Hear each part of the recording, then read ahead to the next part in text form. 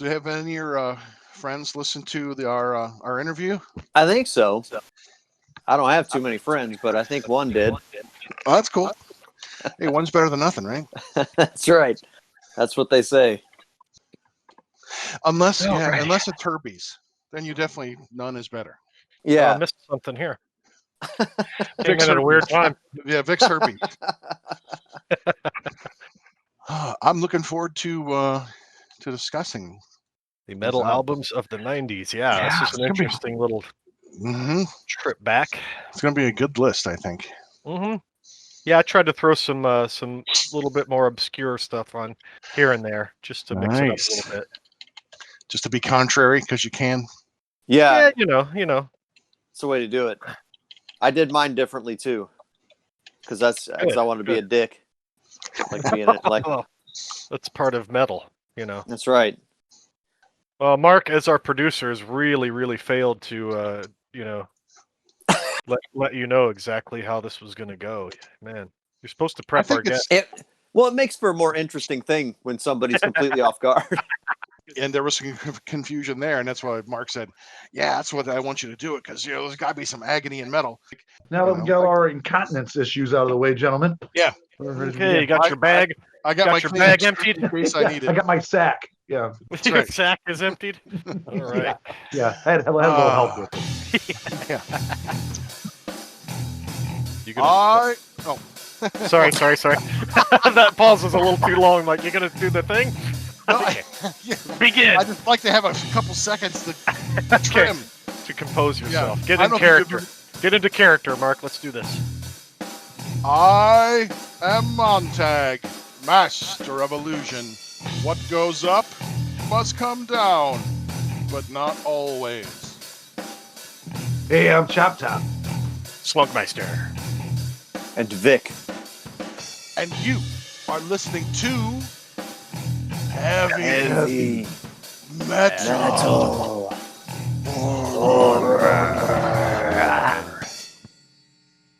All right. Today's show, we're talking about top metal albums of the 90s. I'll start things off. And my number 10, I actually changed at last minute. I really struggled with 10th one, even though they're similar. Some of the members actually exist in this other band, but Pantera, Vulgar Display of Power, 1992. The first time I ever heard Pantera, I never heard guitar playing like that in my life. From Dimebag Darrell, rest his soul. It was just groundbreaking. Mouth for War, This Love, Walk, such a metal anthem. Powerful vocals. Production was fantastic. I think Terry Date produced the album. He made her first two. He worked a lot in a lot of other metal bands, and I think he might have worked with Rush too. Yeah, the drum, Vinnie Paul's the drummer. They were just a monster band. And honestly, I think probably one of the saviors of metal through the 90s. Metal totally went underground. Yeah, at least for lead guitar, that the impact that Dimebag Darrell had on players. I mean, full disclosure, I'm not a huge Pantera fan, but what he did for players in the 90s, he saved a dying breed. He made a lot of kids want to play guitar, past the 12th fret again, and that's special. That's very, very important. He had a massive impact on a whole crop of players coming up, so that's very important. Yeah, in Texas, where him and his brother grew up and stuff. Actually, they were in studio sessions with Stevie Ray Vaughan. Was playing right there with Stevie. Wow! And I was like, wow, what an impressive. As a kid, can you imagine? Right. And then you come into your own as a guitar hero yourself. Yeah. Very influential for the next wave of guitar players, and got kids more inspired. And I truly believe we're partly responsible for keeping the metal flame alive during the 90s. Yeah, fantastic band. I'm not a big fan. I remember, Slunkmeister. I know you love him. We used to listen to that album in your room. It just wasn't a sound that I liked. It was something really extra dry and crunchy about it that didn't appeal to me. But and I've never been a fan of that screamy vocals. But I get it. I understand it's aggressive. It'll punch you right in the nuts. So I understand the appeal. Just wasn't my thing. But I appreciate it. My number 10, 1993's Tool Undertow. Oh, good one. Yes, it was such a new and exciting sound. I know it's not their first record, but the first thing I'd heard, it was the first real commercial success for Tool. And Maynard's voice is just so different. And although I liked about the music, it was syncopated rhythms and powerful, dark, and swirling, and these really tight melodies. With songs Intolerance, Prison Sex, Sober, which was their big single, Bottom, Crawl Away, Swamp Song. Just a really powerful album. And I like this band because in some ways they got better as they went, but then they became really self-indulgent too. And they could have cut some of the shit from their later albums, but this album for me definitely it's strong and powerful, man. You hear that, Maynard? You could have cut some of the shit from your later records. Some shit. One of those rare bands that like carved out their own niche, popular at the same time. Some band, but it's such a weird my battery niche. Looks like it's getting low. I'm not a jack where I can do both. I'm translate too well. Okay. I'll hang out as long as I can. The fuck did I go? Anyway. Okay, thanks for letting us know. I tried not to duplicate band. Like I tried not to have like two of the same band. You got a decade's worth of music here, so I broke it down by year. So I can still arrange this though, and probably my favorite one. On my list, in 1992, Motorhead's March or Die. Actually recently got that record and was really floored. It was very exciting for me to listen to it because it kind of had the same vibe as, the late 90s in terms of production and songwriting. I don't know. I was really, really into it. He does that cover of Hellraiser on there, which is cool, because, he wrote, Mama, I'm Coming Home. And so, Ozzy and him doing the swap offs there kind of with music. I don't know. I like that album because it's, I think, while it's 92, not my favorite year, I just like that vibe. It's nostalgic. And again, I think the songwriting is really cool. But, not Motorhead fans' favorite record by any means. But, for me, just recently having acquired it, I was like, this is a good record. And because I was doing it chronologically, it fell in. So I'm going to put that at number 10 for me. But I definitely wasn't anticipating it sounding and being as good as it was. And again, I find something I like on most Motorhead records, but that one was a standout one to me. Maybe a little more commercial for most of their fans, but I don't know. I really enjoyed it. Very nice. Slunkmeister. Okay, number 10 for me. So yeah, another band I think that's somewhat carved out a bit of a niche for themselves, sound-wise, especially with this album. 1995, Fear Factory, Demanufacture. Oh, yeah. Yeah, awesome. Like this really interesting mix of industrial, techno, speed, death metal. Interesting mix of clean vocals and death vocals. That industrial sort of vibe underneath it all was really cool. Especially had a really nice sound system. Had a nice sound system at the time, some nice woofers, and they had some really cool bass parts in those. But yeah, really great album, unique, kind of groundbreaking, I think, at the time. So yeah, I listened to a lot. I listened to that a lot. Oddly, I didn't. I kind of tailed off on Fear Factory in later years, but this album grabbed me for sure in '95. Listened to that one a lot. So that's 10 for me. Fear Factory. Back to you, Chop Top. Yeah, number 9. I'm picking Merciful Fate, Into the Unknown, 1996. I remember me and Montag saw him on a show, and this was, I think it was the Agora Ballroom, and I remember it was complete fucking chaos. I remember they like chandeliers down with like plywood hanging out. There's chicks on there hanging and swinging from it, and dude, it was just incredible. I was waiting for someone to die. I really was. Yeah, it was like, oh my god. But I think powerful production. It's classic Fate sounding. Highlights Uninvited Guests, The Ghosts of Change, the title track, 15 Men in a Bottle of Rum's very interesting, and Holy Water. I don't want your holy water. It makes me burn. Yeah. But King's always, classic anyways. You already see him with Fate or you see him on his own. Right. And what a show. What a show. And what an album. I thought it was just a complete album. Nice. My number 9. It's a great album. One of my favorites of the Merciful Fate. I kind of forgot about those guys. I'm glad you brought that up. Yeah, you have to get back into them. Yeah, they got a lot of good music in the absolutely. 90s. A lot of good Yeah, music. I listen to those a lot. riffs, man, riffs for days. Mhm. I just recently listened to 9, and I was like, Mm. damn, Underrated these album. fucking riffs, man. Yeah, that opening Hank track. Sherman, Just man. Hank Sherman. ridiculous, Killer. man. Like, Just oh ridiculous. my God, it's insane. Yeah, they're so awesome. Nice. My number 9, 1993 again, Nirvana, In Utero, which Nice. Very nice. I wasn't crazy about Nevermind, but when this album came out, it's big, it's raw, it's like sonically rough compared to that clean poppy Nevermind. I mean, you got songs like Heart Shaped Box, which is just big in your face.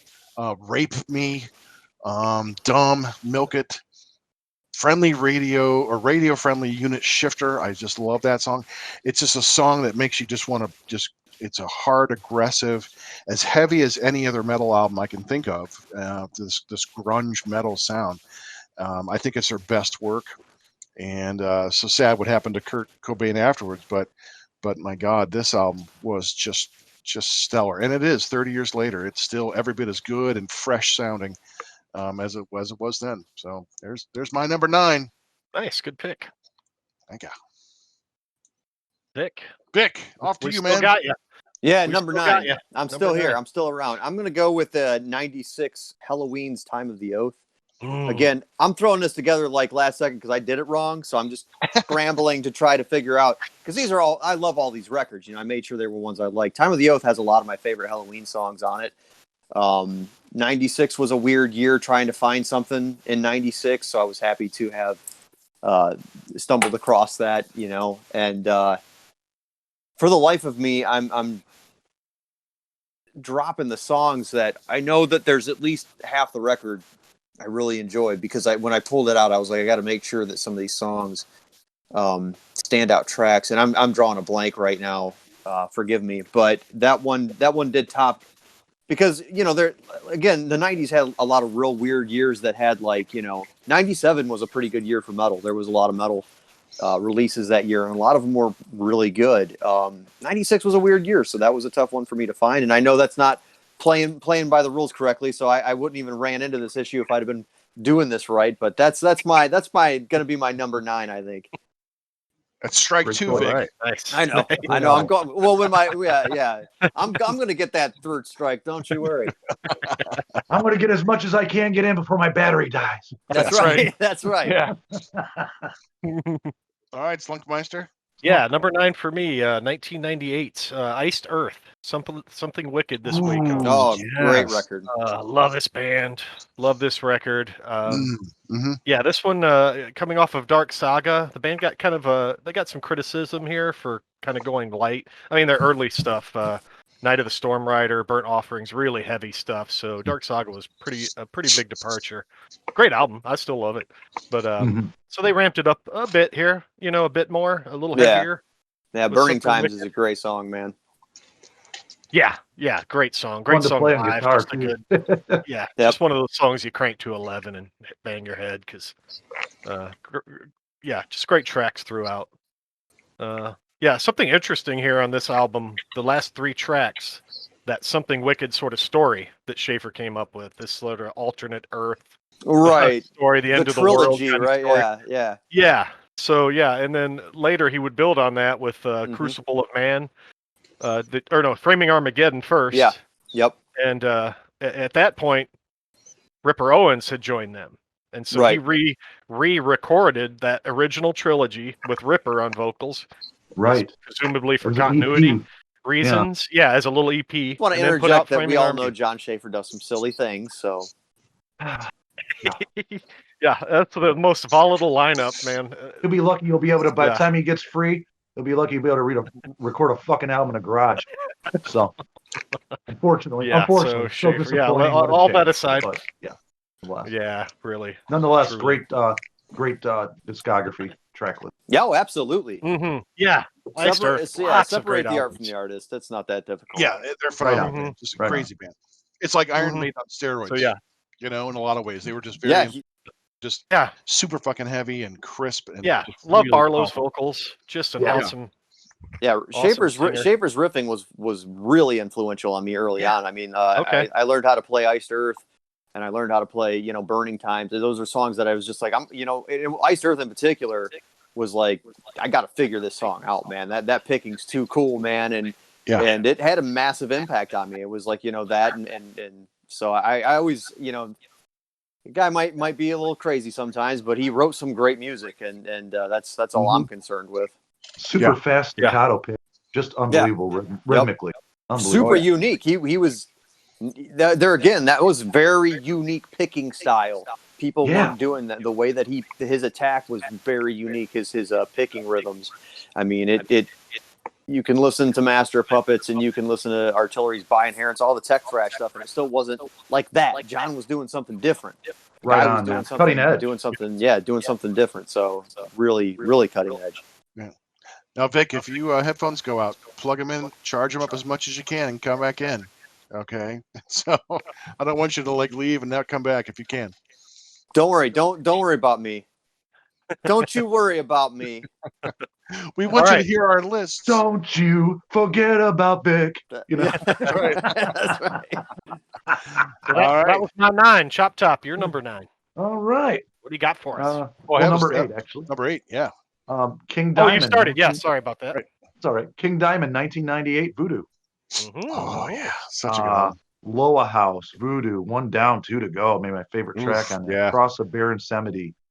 Saw this show again with Montag, and it crushed. And literally, we were crushed because we were right against the security barrier. I remember I had bruises from the back of my top of my neckline down to my waist for like a week. That pit was insane. That one kid came down and kicked me in the head.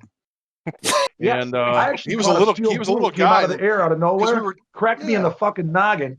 I had a little blood going down right across my left eyebrow or something. Like, we were talking to the security guard in front of us who saw it all happen. We've been talking to him the whole night. He was just super cool. And I said, hey, next time that little fuck comes by, let us know. I'm going to take care of it. He said, all right. So he comes around this time, not feet first, but head first. So I grabbed him by the collar. I picked him up and I just threw him down onto the ground next to where the bouncer was. He just kind of lay there crumpled for a few seconds and got up and limped off. I never saw him again. He learned his lesson. I said, thanks. Let me take care of it, man. Yeah, that's no reason for that. That album is just good pit story. Another great album, and just his whole discography of King. It's a great album. Me and Montag are very big fans. Yeah. And we've seen him multiple times live, and always puts on a fantastic show. And, man, what a storyteller!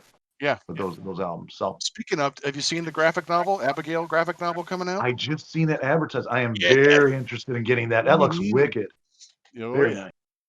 All right, my number 8, 1995, Anthrax, Stomp 442. They were really coming into their sound with John Bush on this album. And random acts of senseless violence, fueled, king-sized, riding shotgun, perpetual motion.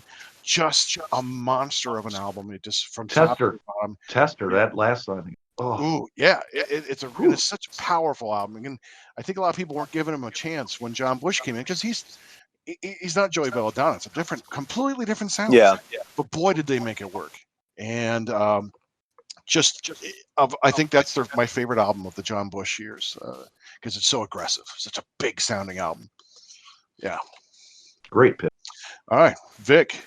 Number 8 for me. Here I go. Scrambling. Gonna pick one. I'm gonna go with 94's Bolt Thrower for Victory because let's be honest, the 90s really belonged to extreme metal. In the genre, black metal and death metal is kind of what ruled the day in the underground and throughout the 90s.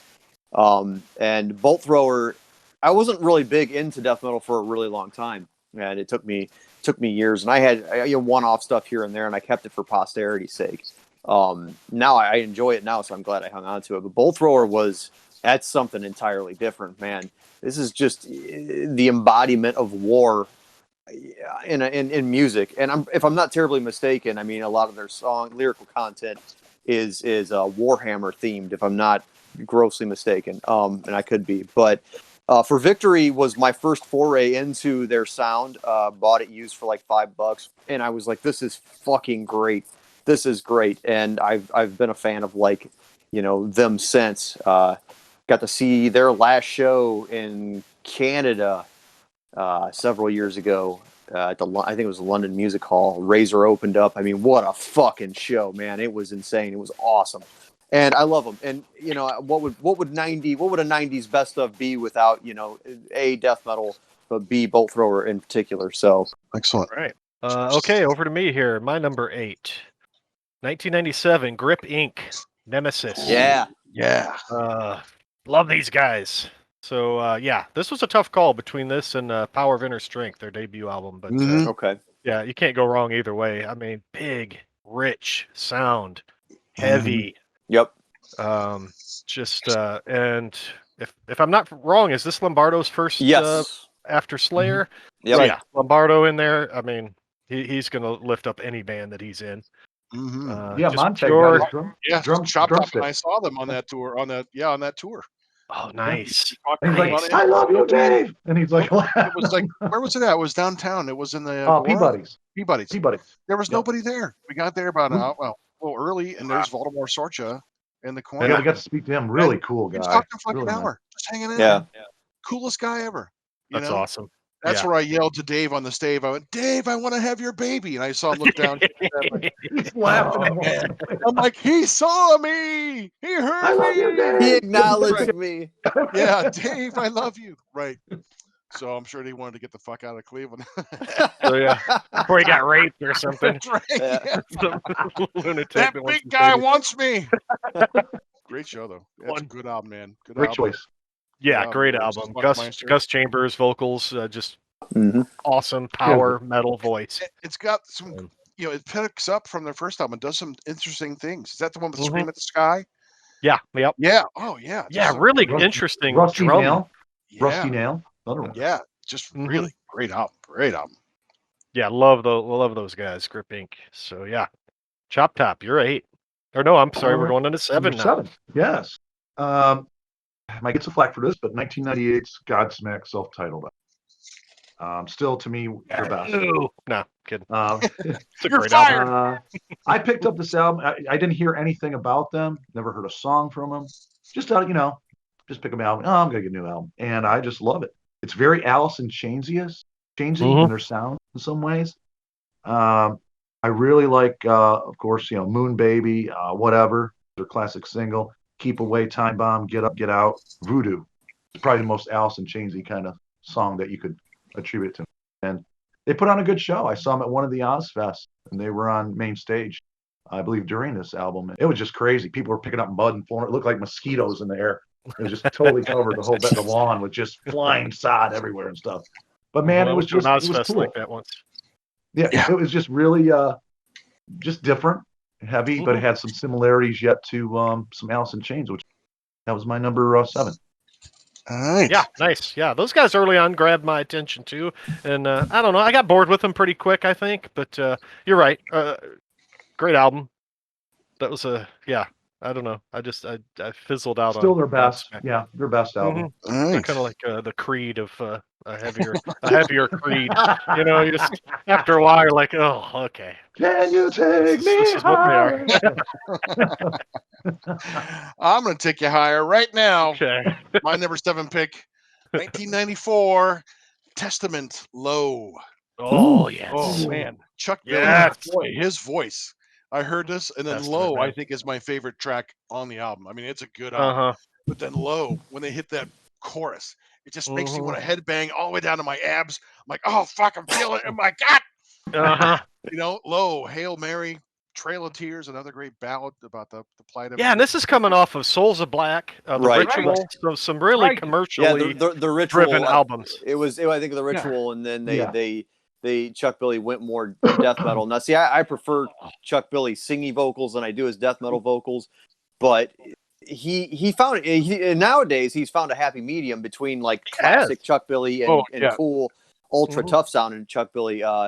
Because I picked up The Gathering before any of the other ones, and The Gathering, the riffs are fucking stupid on that record. And again, Dave Lombardo on the drums. You just got me excited. The Gathering. Yeah, The Gathering, Dave Lombardo. Love that album. Yeah. Wow. Yeah, Brilliant Lombardo. album. Yeah. I mean, and one of my favorite tracks on Low, other than Low, is Uratsuka Doji.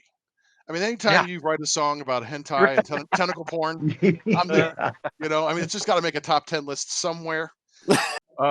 So yeah, that's mine. Testament low. It was the first transition to that super heavy sound. I mean, Testament's been good, but I didn't like they do it well. Souls of Black, but that revitalized Testament big time. They just get better and better every record. They got heavier with Demonic after that, which was exactly brutally heavy album. Jeez. But yeah, that was their death metal album there for sure.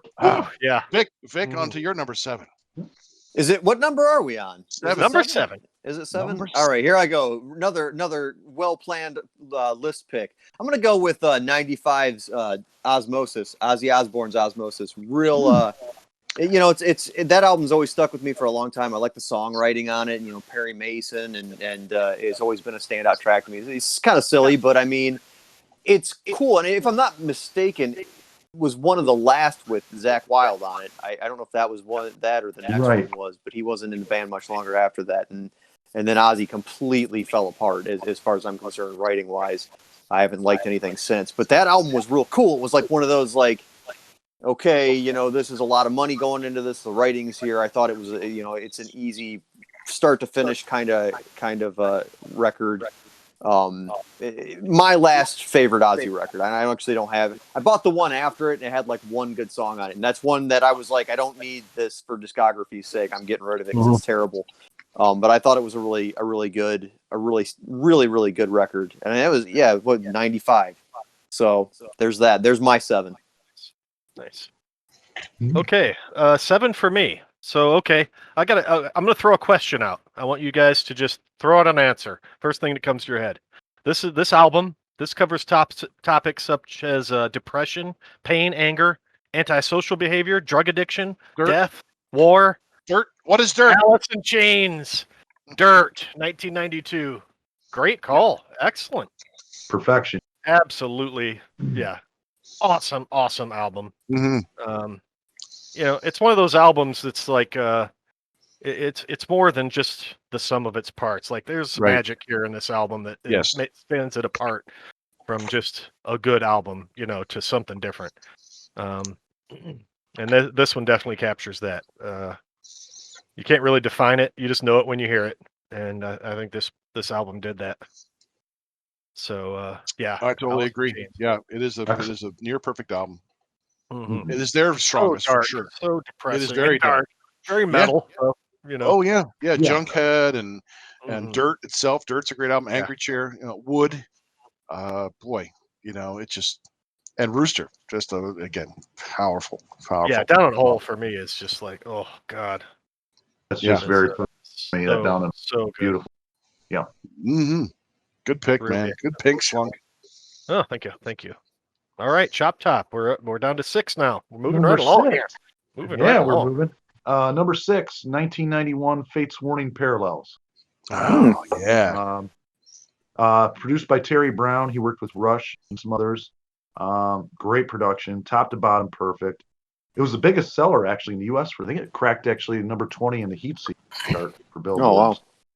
I think they're still the most underrated progressive metal band. We've talked about them before, guys. You know, they deserve more credit. Highlights: I leave the past behind. Life Inside Still Water. My God, that riff opens that up. The 11th Hour, classic live staple. They still play it today, and everybody just loves that. Can't wait for that to break in. And We Only Say Goodbye, which is very personal to me. But yeah, I mean, one of my all-time favorites, Fate's Warning. I like quite a lot of theirs. So, yep, that's my number 6. Man, you're mentioning bands here that I have not listened to in ages, and I'd love to get back into, and I will. So, yeah. It's kind of nice. I accomplished one thing some of today. these suggestions. Yeah, you know? well, you guys have both been. Everyone's mentioned bands that I have not really listened to much or at all. Like Bolt Thrower, I know the name. I've never listened to them. It's like, you know, like, okay, I'll give it a try now. So this is what's so great. We all have our core and we have the periphery, and so I'm learning stuff, and like now I'm like, okay, I got to try this out. So it's very exciting for me. Yeah, Fate's Warning. Man, I haven't listened to those guys in decades, but yeah, I loved them. Man. Still really good band. Awesome. My number 6 comes from 1992, Black Sabbath, Dehumanizer. Dio comes back to the classic Heaven and Hell, Mob Rules lineup. We got a huge sound on this album, big, heavy chugging riffs. Computer God, After All the Dead, Letters from Earth, which I just really love, Sins of the Father, Buried Alive, I mean, it's just, it is bigger, like the albums that Dio did. We have Heaven and Hell, which is a great album, but it's a thin sounding album. Then the Mob Rules gets all muddy, heavy, and then sludgy. Yeah. And then Dehumanizer kind of takes it and expands it. Like, it's sludgy, but it's crisp. And boy, I just love this album. It is a monster of a record. My number Very 6. nice. Very nice. Yeah. Vic. Number 6. Vic. I'm gonna go ahead and say probably 91's Night of the Storm Rider, Iced Earth's Night of the Storm Rider. It's one of the better Iced Earth releases. It was angry and scary and pretty intense. And they John Schaefer was working towards something, and it culminated on that record. Killer art. I mean, it's like a Frazetta piece, man. It's really good. Yeah, it's a standout record for me. That's my number 6. Very nice. Yeah. Okay, 6 for me. We're gonna go back to Pantera. This is 94, Far Beyond Driven. You mentioned Vulgar Display earlier. I think that was you, Chop. Mm-hmm. Yeah. Yeah. Similar. This was kind of a toss-up for me, but man, Pantera is just, there's such an aggression with those guys. Like, it's one of those bands, you put the headphones on, you crank it up, you just want to punch somebody in the face, or yourself if nobody's around. You'd be just as happy. You'd always invite me over. Hey, Montag, want to come over and listen to some Pantera? Let me punch you. I need somebody to punch. So Slayer's known for some pretty brutal pits and whatnot, but man, Pantera can stir up some really aggressive pits. Mm-hmm. Anselmo is he's a force of nature on vocals. That guy, I don't know how he does it and how he kept it up for so long. I thought he would blow his vocal cords out in 2 years, but he's obviously lost some, but he kept it up a long time. He's definitely lost. I think he's lost it, man. Early. I mean, you're talking. Yeah, if you're talking. I agree. At this point, this guy, man. To me, Power Metal's like the best Pantera record. That dude's voice was untouchable, unfuckwithable on that record. And and he kind of changed it a little bit for Cowboys, and it was cool. They did the whole like exhorter thing, and and it worked for them. And but then there is it starts to taper off. From what I gather, it was just the more the spoken, it affected his vocals. And I mean, because now it's like his voice is like 20 octaves lower than any normal human's voice. And voice is really rough, really gravelly. But I mean, man, Great Southern Trendkill, which was after this, was some really ripping vocals, man. I mean, it took. And on top of that, Slunk, Far Beyond Driven reached number 1 on the Billboard. Yeah. Another metal album. Go figure. That's amazing for an album this aggressive and this heavy. That aggressive, yeah. Mm-hmm. Right. It's pretty cool. And lyrically, not for kids. It was not for children. You're looking for a fight with my this children album. to this. Give me this whole album is looking for a fight. We should change the lyrics so they'll adjust to Mrs. Johnson's first grade class. He took my eraser. Punch. Right. So okay, that's 6 for me. Top 5. We're in the top 5. Chop. Top 5. Chop. Lead it. Number 5. 1992's Dream Theater, Images and Words. First time I heard them. Nice. I've been a lifelong fan of her, especially when you open up with Pull Me Under. I mean, that pulls you right in. Period.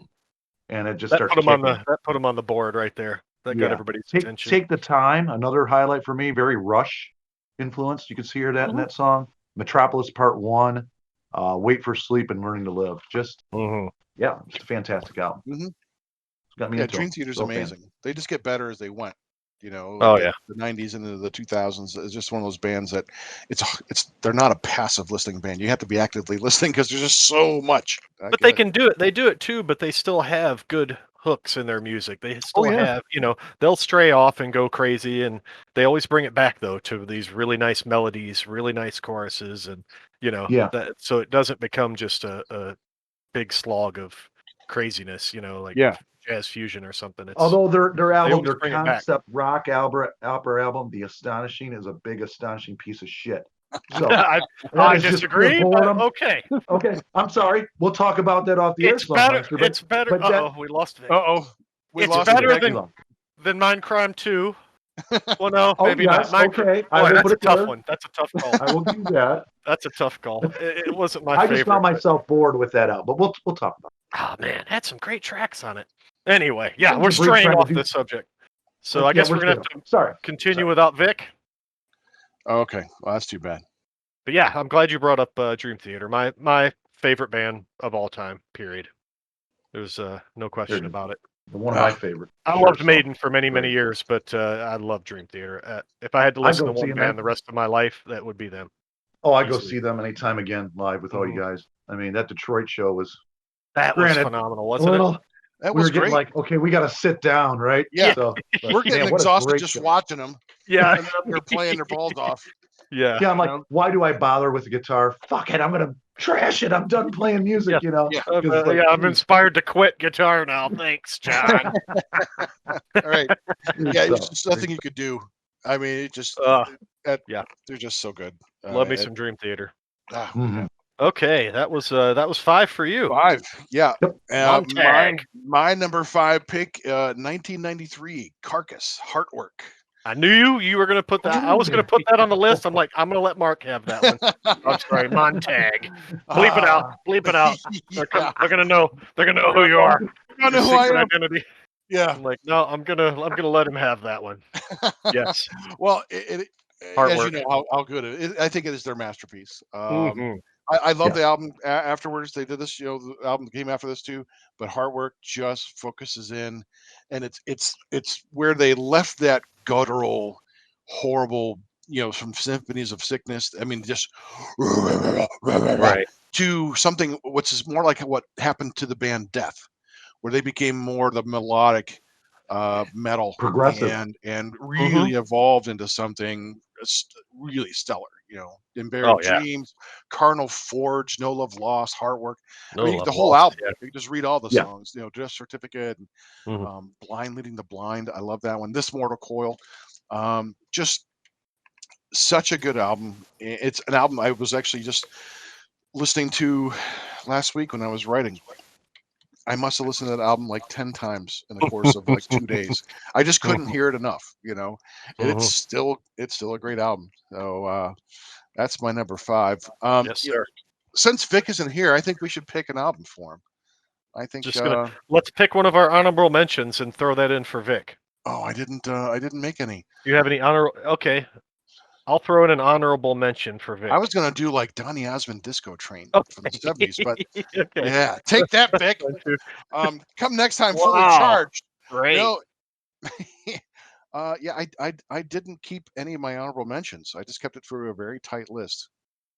Yeah, I kept my original list, my pre-whittled list. So, but I have a feeling like he would throw something in there to the top of 5 that would be really. Yeah, a choice that we hadn't thought of before, Well, okay. He wasn't ready, so too bad. He's gone. All right. Tough shit. Be ready next time. Charge your phone. Number 5, Slunkmeister. Number 5 for me, we're going 1990. Slayer, Seasons in the Abyss. Oh, yeah. Love this album. Dare I say this is maybe Slayer's most accessible album? It was sludgy. There's plenty of, their previous, speed metal tracks, but man, I like this album because they break it up some, Dead Skin Mass, real heavy stuff.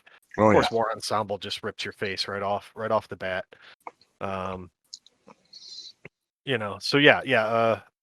not as pure speed as previous stuff. Maybe South of Heaven was a little, departed a little bit, but yeah, I like the sludgier tracks on here. Expendable Youth, Dead Skin Mass, Skeletons of Society. Yeah. War Ensemble is one of the heaviest songs they've ever done. Oh my god! And it's got that break, that break kind of in the middle where it slows down at half speed a little bit, but it's like gut. It's a punch.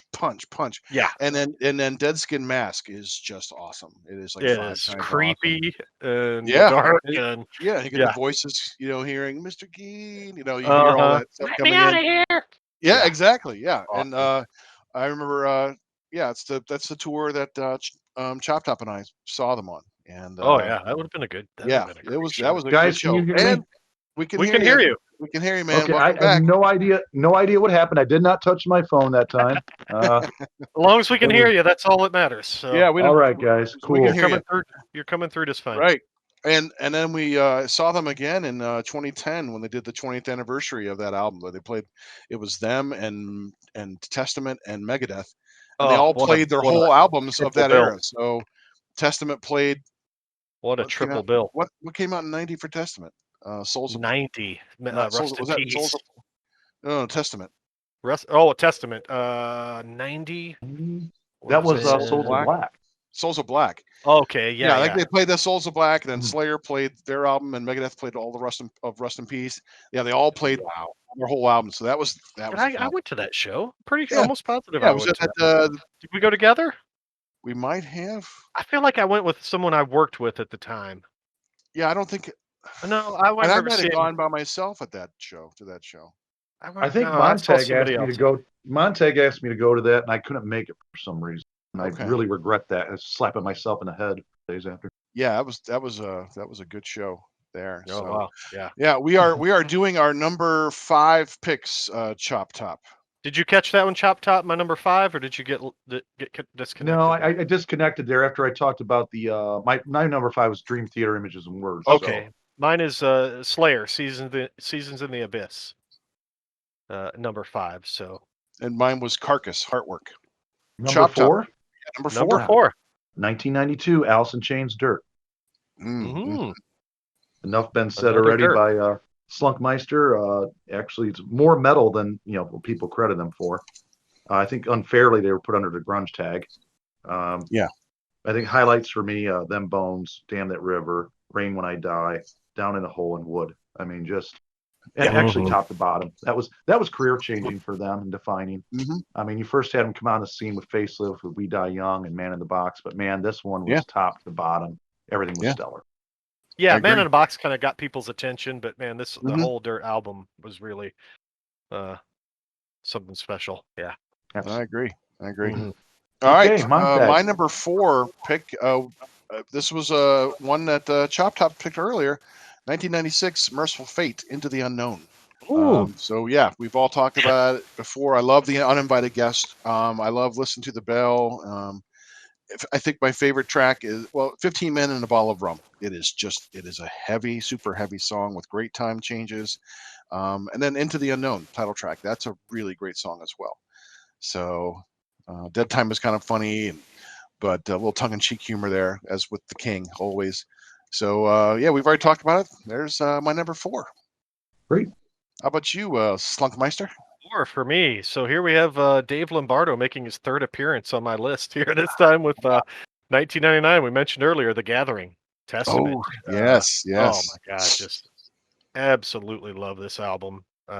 Again, this was their resurgence after The Ritual, after Souls of Black. Yeah, so you had Low, Demonic, and The Gathering. This just what an era of Testament. Their crowning achievements of Testament era are those 3 albums. Yeah. When you think it couldn't get any heavier, and right? Just that first track, DNR. Yeah, DNR. My God. Right. My gosh. And I remember there, Slunkmeister, when you told me. I think you were the one who told me that Dave Lombardo. I think you got a text from you. Hey, guess who's playing drums for Testament on the new album? He's like, Dave Lombardo. I'm like, I automatically I was like, oh my God, this is going to be fun. And it is. Yeah, and it's he does a fantastic album. Yeah, it does an amazing job. Album. Yeah, so many great tracks on that one. 3 Days in Darkness is probably my favorite, but DNR, the opening track, DNR, Down for Life, just it grabs you right off the bat. But yeah, 3 Days in Darkness, I'll break things when I headbang to that song. Such a great track. Oh yeah. Yeah. Top of their game right there, Testament with The Gathering. So absolutely. All right. Top 3 now. Chop top. Top 3. 1990s. Megadeth, Rust in Peace. It's their 4th album. I think, in my opinion, it's iconic. Maybe their best lineup ever. Perfection across the board. Holy Wars, Hangar 18, Lucretia, Tornado Souls. Reportedly, Stain wrote that about an ex-wife or ex-girlfriend. That song. So that's what I read in an interview. Incredible musicianship. Just maybe the best technical thrash band ever in history, hands down. So yeah, the Megadeth, guitar listen. work on that on that album, yeah, is phenomenal. Yeah, the solos on Holy Wars, Back and Forth, Hangar 18. Oh man, yeah, him and Friedman, Dave Mustaine and Marty Friedman. Yes, yeah, it can't get and any just better. Tornado Souls, that main riff itself. Wow. Yeah. Fantastic. So, number 3. Excellent, Nice. excellent. Very nice.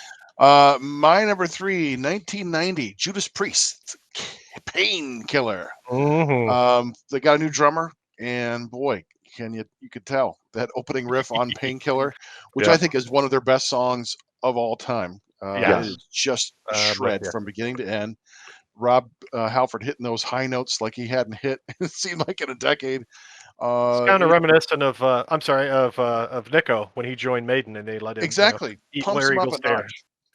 Let him Good go ahead analogy. and Right, just let him bring rip. us in with the new drummer. Yeah, And just that double bass really kicked him into another atmosphere. So good between All Guns Blazing. I like Leather Rebel and Metal Mountown. fire album. Yeah, between the Hammer and the Anvil, A Touch of Evil. It's just really great. The artwork is phenomenal, and it just screams Judas Priest. It just it's just like Spinal Tap. How much more black can this be? None more black. Well, how much more priest can this be? None more priest. None more priest. It's like it's priest crammed. And crammed in there. Well, that album actually it was very inspirational for thrash. And it's interesting that the thrashiest song on there is Painkiller. It's the fastest song, but a lot of people consider it almost like a thrash metal. Obviously, you would consider that with that opening song, but I don't know. It's still it's Priest to me, and I'm a lifelong fan of it. It's Priest, but heavy Priest, heavy, rich. Definitely their most aggressive album that they've ever made. Yes. Especially coming off of, I think Ram It Down was the previous album. Yeah. So really, come on, who could go wrong with Judas Priest covering Johnny Be Good, right? Yeah. Yeah. So, boy, they made a comeback there. Redemption. All right. Okay. That was what, number 3? That was Chop Top's number 3.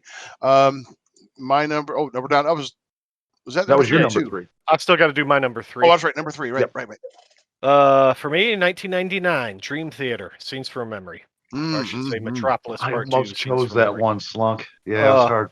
Yeah. I mean, this album, interesting too. This album, so their previous album, and this, interesting topic that I kind of came across, kind of researching all these albums. Early, in the 90s, all these bands, these heavy bands, or even, Dream Theater is more progressive, but we're all getting pushed to be commercially successful, make commercial radio, friendly songs. And Dream Theater was another band that went through that. And we would talk about Testament having, Souls of Black, obviously getting pushed to be commercially, more pleasant. The labels were pushing everybody so they could squeeze more money out of them, I'm sure. So that happened with Dream Theater on Falling into Infinity. Yeah. And there was a lot of tension there when they were recording that album, to the point where they considered retiring. I mean, they almost quit. But that album came out. It did not get the commercial success that the label wanted. So Dream Theater kind of threw down the gauntlet and said, "You got to leave us alone. We'll just quit." Right. And they did. And the result is Scenes from Memory. One of their best that albums. is not a good album, Falling into Infinity. No, I mean, it's got its moments. It's still, Dream Theater does what they can, right? With being forced into this, but it's very weak overall. Yeah, and you could tell like they took away the artistic freedom, like you said, Slunk. The record label had their hands in that, and although Lines in the Sand is one of my favorite Dream Theater songs. Right. Hell's Kitchen was a great instrumental. Yeah, despite the label, they managed to put some good stuff on there. Yeah.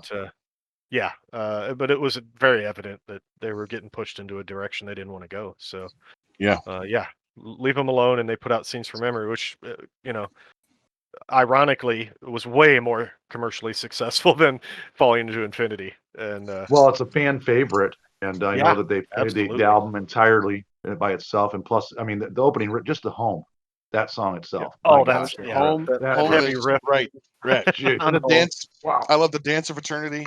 The complexity of that song. Playing that ragtime piano, followed by double bass metal drums. It's just that album.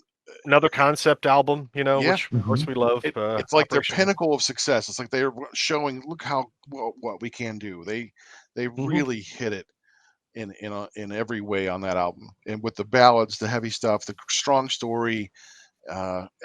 Everything is just hits on all cylinders on that album. There's a little something for everybody on that album, I think. Yeah, I think so. Yeah, some great ballads, some beautiful I never got tired. I listened to the hell out of it, and I still reach for it today. Still one of my favorites. That's the beauty of Dream Theater, is there's so much depth to their music that you can just keep listening and keep picking out new little things occasionally. It's just man. So loved Scenes from Memory. Excellent. Love Dream Theater. All right, that was number 3. Okay, top two time. Oh, my number 2, boy, Slayer, 1990, Seasons of the Abyss. All right. It was produced by Rick Rubin. He did other Slayer albums at Danzig and Metallica even. Horrible with the Metallica album, but in their I'd say we have these favorite bands, right? And you got your 3 albums, but this is in my unholy trinity of albums in Slayer's catalog, starting with Rain and Blood, South, and then Seasons. Man, the highlights: War Ensemble, Dead Skin Man, the title track, Hallowed Point, underrated. Expendable Youth, just the lyrics on that. So you knew what you're getting in for. It's so based on serial killers and war and everything. And of course, War Ensemble live, just to hear Tom yell that out, is just the most hilarious thing ever. Yeah. So. Yeah. Oh yeah. But man, great album. Yep. It is. I totally agree. Yeah, we saw them on that tour. That was phenomenal. Oh my number 2, we've already talked about it. Allison Chains, Dirt, and nice. We hit that. I think it's just one of those albums that it transcends, like you said there, Slunkmeister, better than the sum of its parts. It just hits on that zeitgeist, right time, right place, and still feels, the darkness exudes from that album. You cannot but be touched by it. You cannot help it. And it just reaches in, and you still feel those emotions. And that's why, Allison Chains has never been the same, because, Lane Staley just didn't, his painful addiction hasn't clouded the lyrics anymore. They're just not the same band. So some people say it's better, I don't know.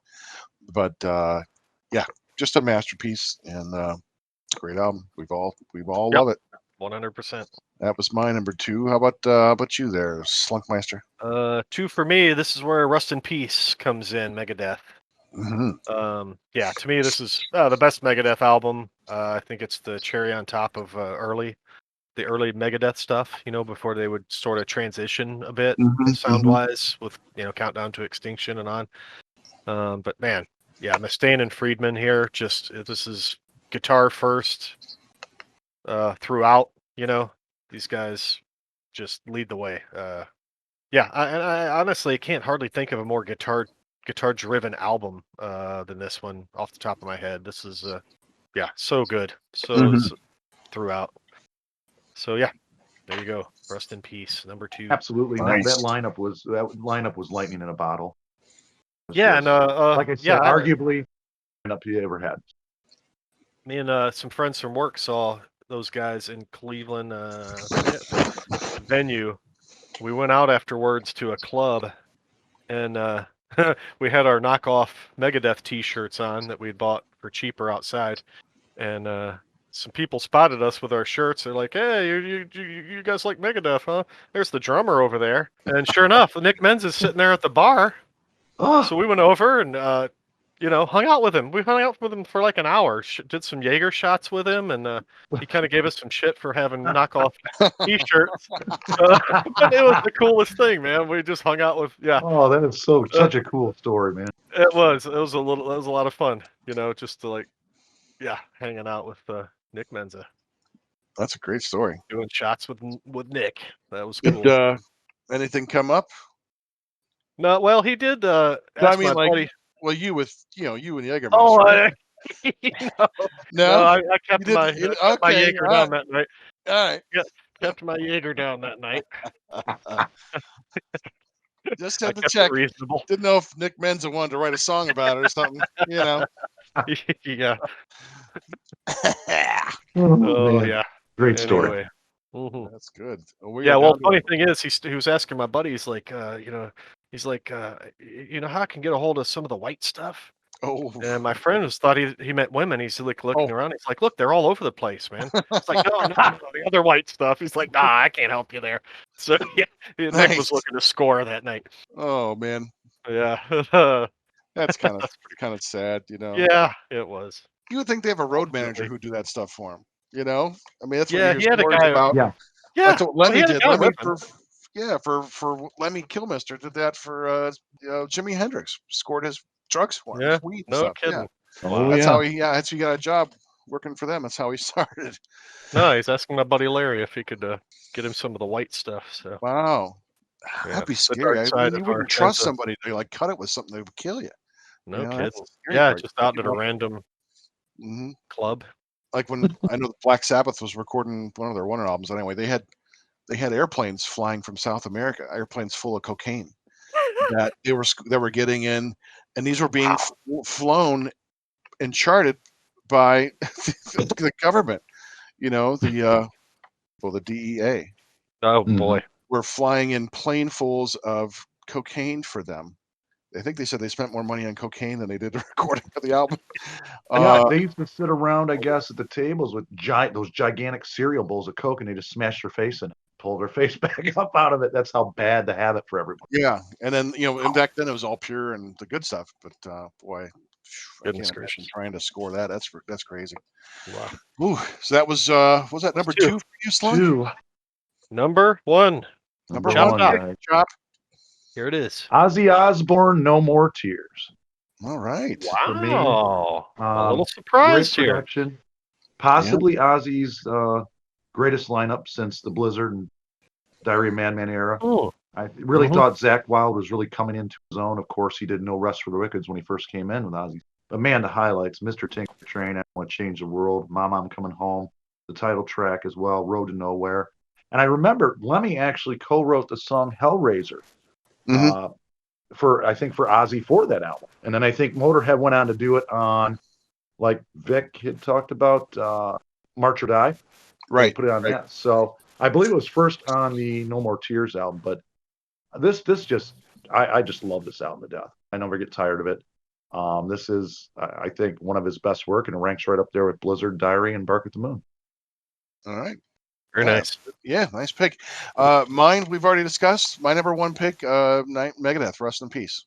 I think it is the one of the best albums ever made. It's right up there with Operation Mindcrime as far as metal goes, in terms of this album can stand up to just about any other record you would want to put it against. It is Megadeth's finest moment, and it's just one of the best albums in metal history. So just an excellent record. The production value, the sound, everything about it just clicks for me. There's my number 1, and I'm Slunk now. I'm curious now, Slunk, because we got us curious. Like, I thought for sure yours would be Megadeth as well. So I'm like, Right. Well, this is where I've got Painkiller, where I've got Judas Priest here. I mean, this is really splitting hairs between.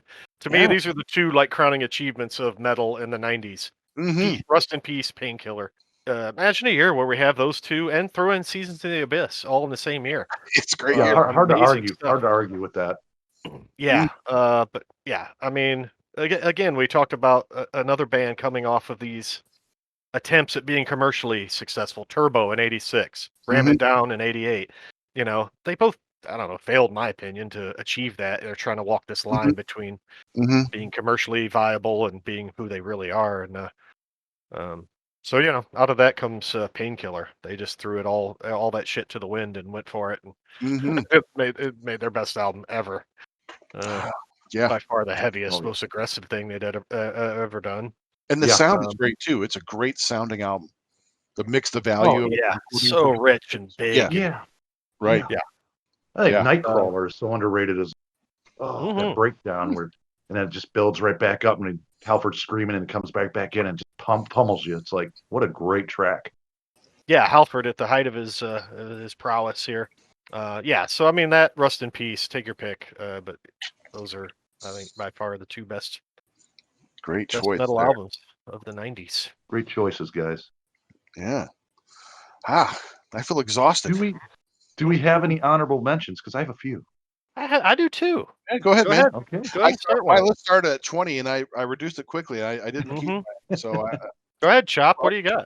Yeah. Well, I have about 5 here, but Sabbath, 92's Dehumanizer, and Tear, 1990. Okay. I do like the Tony Martin era Sabbath a lot too. I like every era of Sabbath. So, and of course, I agree absolutely with Montag's earlier things he's discussing about Dehumanizer. It's right up there with Heaven and Hell and Mob Rules. It's just it's fantastic. Top to bottom.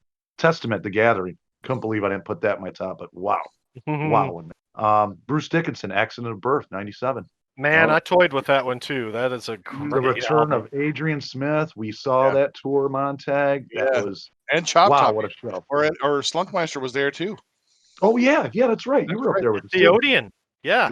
We all got crushed. But we all got to hang out with them afterwards. That's right. It was worth it. I remember that road manager was like, "How many of you want to meet Bruce and the boys?" Like, holy shit, like a stampede. You fuck yeah, I want to meet them. Yeah, that was so cool, man. So cool. 1991 Overkill's Horoscope and Painkiller. 1990, obviously. Enough said about that. I can't believe I did not put that around my top 1 or 2, but it was another great challenge and a lot of fun on this list. So. Yeah, for me, a couple that I was real surprised nobody mentioned this one, but Rage Against the Machine, Evil Empire in '92. I almost did. Freaking amazing album, man. I mean, Great album, I'm not like the hugest Rage fan, but you got to appreciate what those guys are all about and, the niche they kind of carved out for themselves. Morello on guitar, really creative, groundbreaking, really creative. Yep. Yeah, but, Bulls on Parade, Down Rodeo, all kinds of good stuff on there. Also another one kind of off our out of our wheelhouse, but Marilyn Manson, Antichrist Superstar, was an amazing album. I don't recall the year off the top of my head here.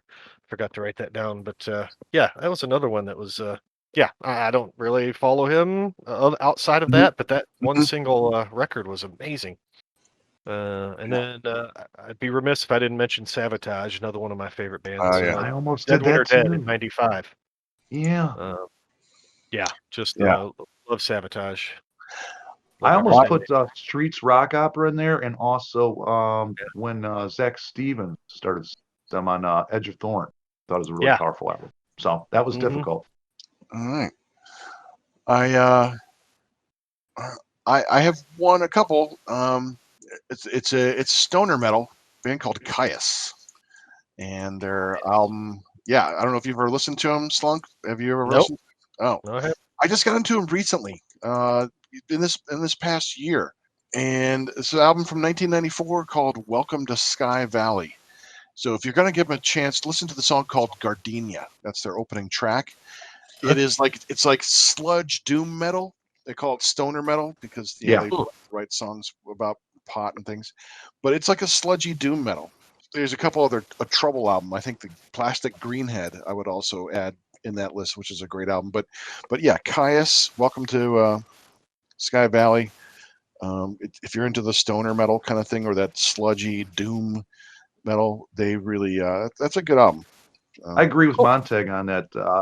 Check out Caius, man. I think their one album at their debut, they had an EP, but then they released Blues for Red Sun, and they had a song Green Machine, just a classic Sabbath throwback, and has great fuzz tone on it. They use through the amps and stuff. I believe they play the guitars through bass amps. That's how they get that sound. Oh, okay. Very interesting. But I agree with Montag. Well worth checking. Great material. Okay. So have we talked about everything we want to talk about? We've covered it. I think we have covered it. Wow. 2 decades. Yeah, not as much overlap as I expected on this one, but We all got a little creative there, I think. yeah, I like it because I like that obvious diversity of tastes, and we for the most part we were very familiar with everything we picked. It's just like, oh yeah, so it's nice how those things kind of settle into our personal best, where we and why we liked it for what we we do. So excellent. Well, this has been a tremendous show, gentlemen. I've had a good time. Sorry about Vic. Hey man, power's out. I did get a text from him. I got a message saying that. There we go, Vic. He said he's going to buy a dual lightning adapter to rectify the situation. All right. So he said, "Damn you, Apple!" Go Vic. Yeah, go Vic. We're waiting for Tell you. Tell him to do his homework next time too. I got an F for not doing mine on the 80s. Damn it. All right. So hey, we're going to sign off now. So this is Montag, Master of Illusion. Chop top. Slunkmeister, Master of Slunk Socks. And you've been listening to Heavy Metal Horror.